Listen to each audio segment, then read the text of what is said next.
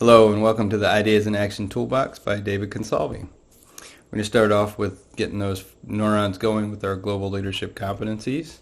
And as we look at our list of our three major categories, we've got business and organizational acumen, managing people and relationships, and managing self.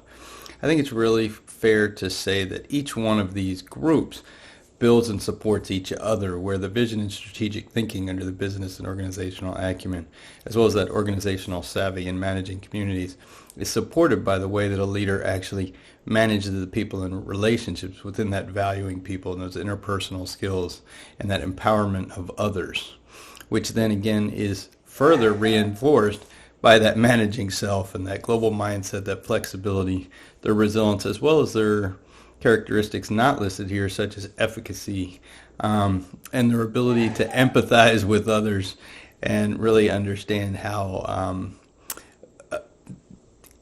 a leader's ability to manage themselves supports their ability to manage their people, which supports the business and organizational acumen.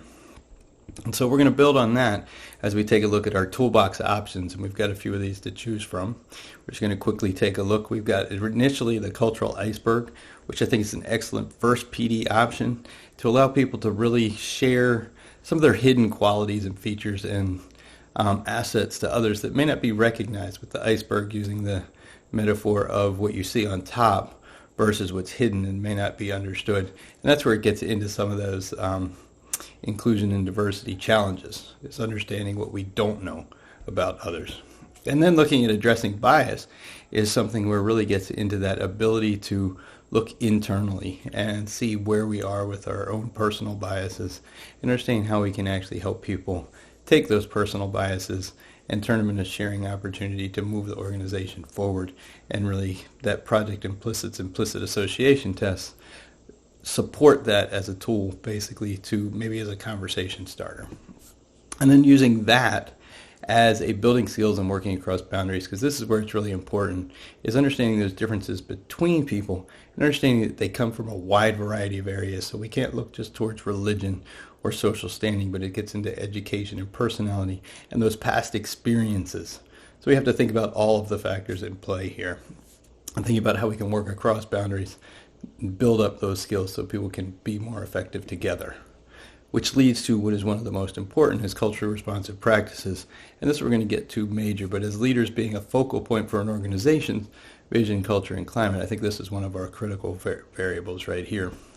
And then thinking about the thought leaders and changing the landscape, I really did enjoy the Agile Ecosystems podcast, and it was looking more towards Agile as a initial tool towards software, but it does work well towards education, really, and any other sector, as to how you can think about putting the focus on the individuals, putting the focus on the working unit and the customer collaboration and that responsiveness to change and innovation.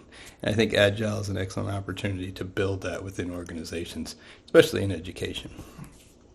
So if we think about our little cat here, getting a cat to do anything is kind of one of those challenges, but I think this must do is something that's worth it, and this is that culture responsive practices. Leaders are focal points for an organization's vision. As we said earlier, they're the most prevalent characteristics that people see. They think about the leader as the representation.